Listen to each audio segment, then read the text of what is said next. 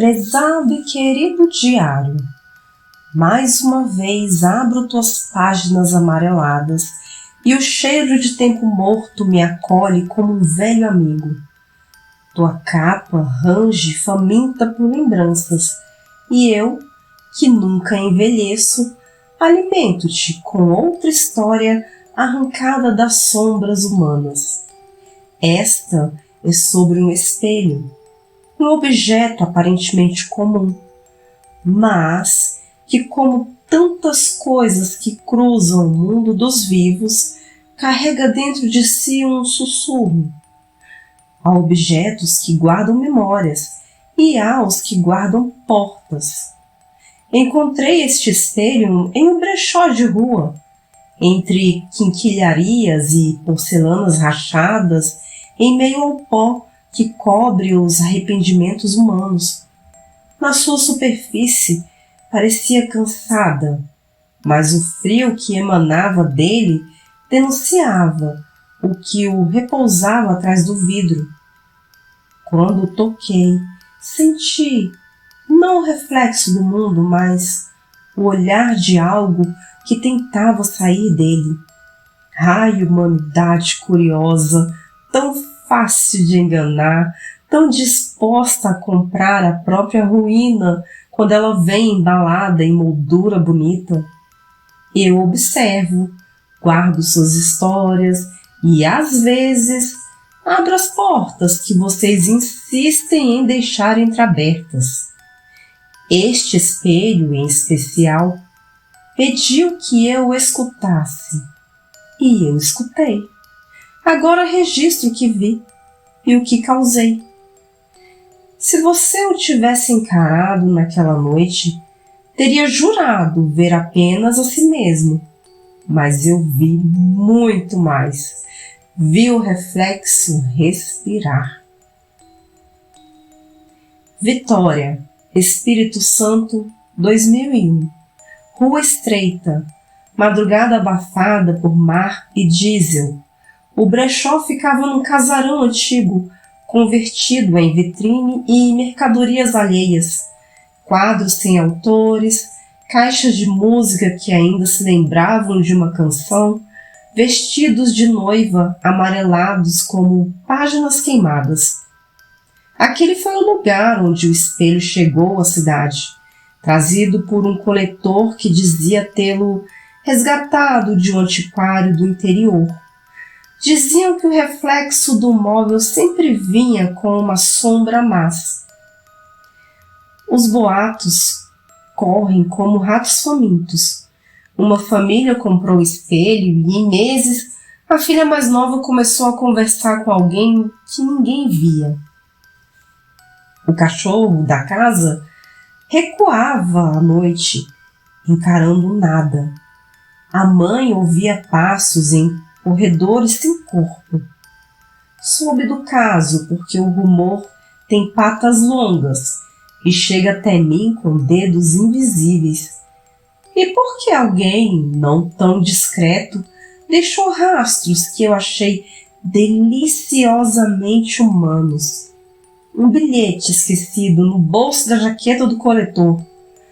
Um suspiro preso no cabide.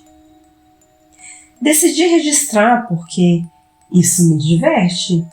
Objetos que funcionam como limiares entre mundos são brinquedos perfeitos. E o espelho era um portal impaciente, implorando para ser usado. A família era simples. Júlia, a mãe, Marcos, o pai, Lúcia, a filha de 12 anos, que adorava desenhar olhos que nunca piscavam. O espelho foi colocado na sala, encostado a uma parede de retratos. No começo, tudo parecia inofensivo. Jantares, risadas, o som da televisão. Mas pequenas rachaduras na normalidade surgem rápido quando algo está à espreita. Lúcia começou a dizer que viu uma mulher no espelho, uma mulher que sorria demais. A mãe achou graça, o pai chamou de fantasia, até o que o cachorro, o fiel observador dos invisíveis, começou a latir para o nada e recuar, com o rabo entre as pernas, sempre diante da moldura. Certa noite, o relógio da sala atrasou 1 hora sem explicação. Um cheiro de marfim tomou o ar. As paredes pareciam respirar. Havia marcas sutis ao redor do espelho, arranhões pequenos, como se alguém tivesse tentado sair de dentro. Eu, sempre curiosa, me aproximei. Sussurrei o nome de Lúcia, bem baixinho, apenas para ver se ela os ouviria. E ela ouviu. Na madrugada seguinte, desenhou mãos saindo do vidro. Todas as entidades iam em direção do mesmo, mas eu não deixei que isso acontecesse. O espelho era só meu. Aquela menina começava a ver o que os outros fingem não enxergar. Um mundo além da superfície. A casa foi se tornando um organismo doente. O ar denso, pesado. As janelas trêmulas, os reflexos atrasados em segundos. Às 3 da manhã, sempre às 3 da manhã, Lúcia acordava e conversava com alguém no espelho. As respostas não vinham por som, mas por movimento. O reflexo dela acenava quando ela não fazia. O pai começou a sonhar com o mar, mesmo vivendo longe dele. A mãe acordava com a sensação de mãos frias sobre o rosto. As paredes ganharam umidade sem chuva e a lâmpada da sala queimava toda semana. Eu me divertia. Soprei um nome no ouvido de Marcos, um nome que não existia, só para vê-lo procurar a sua origem no vidro. Ele jurou ter visto uma figura atrás de si, mas quando se virou estava sozinho. O espelho, entretanto, não podia ser quebrado. Tentaram. E o martelo ricocheteou, como se o vidro fosse líquido endurecido. Era o portal perfeito, inquebrável, paciente, faminto. O tempo dentro daquela casa começou a escorrer como cera quente. E eu, observando das sombras, sabia que o espelho não demoraria a abrir-se por completo. Ele sempre abre.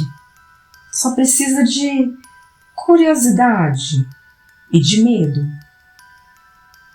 A noite da abertura chegou com chuva e trovões. Lúcia estava sozinha na sala.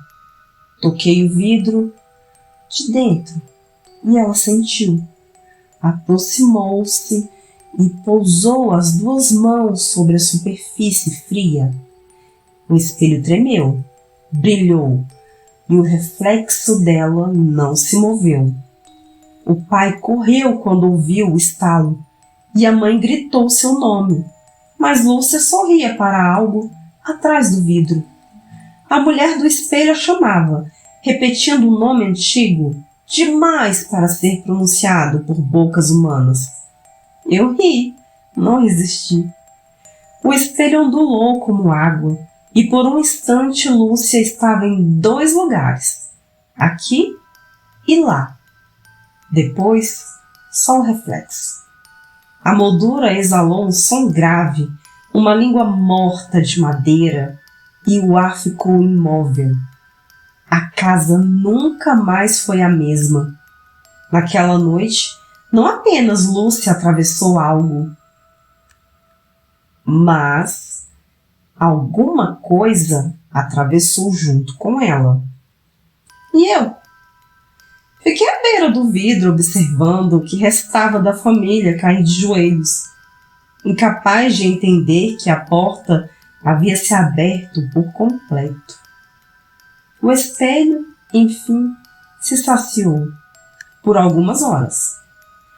Dias depois, A polícia veio. Encontrou a sala intacta, o espelho limpo demais e apenas uma impressão digital de Lúcia no centro do vidro. A mãe foi internada. O pai desapareceu meses depois, deixando apenas uma mala e uma carta incompleta. Mas o espelho? O espelho sobreviveu. Ele foi vendido. O antiquário o comprou dizendo que tinha personalidade. E assim o portal seguiu, circulando entre mãos humanas, faminto, curioso, silencioso. Eu visito às vezes. Sim, querido diário, confesso. Há noites em que deslizo entre os reflexos só para ver quem ousa me encarar. Deixo um sussurro, um vulto, uma marca de respiração no vidro. A humanidade chama isso de impressão digital. Eu chamo de diversão. O espelho é mais do que um portal, é um ponto de encontro entre os mundos. E quando o medo humano se reflete nele, eu atravesso. Às vezes apenas para brincar, às vezes para lembrar aos vivos que o reflexo nunca é apenas o que se vê. Fecho essa página com um traço firme. A tinta seca sobre o couro e o cheiro de ferrugem me faz sorrir. Sim, querido diário, mais uma história gravada. Mas o espelho ainda está lá fora, trocando de donos, refletindo rostos que não sabem o que estão prestes a ver. Talvez ele esteja agora na casa de alguém que me escuta. Talvez atrás de você. Quando olhar para o espelho do seu quarto hoje à noite, repare se o reflexo pisca no mesmo ritmo que você. Se não piscar, talvez seja eu, testando a distância entre nós. Fecho o diário, por hora, mas voltarei a abri-lo em breve, para registrar outra lembrança, outro horror, outro brinquedo humano. Enquanto houver espelhos, sempre haverá passagens. E eu, que a conheço todas, continuarei escrevendo. Até a próxima página do Diário Obscuro.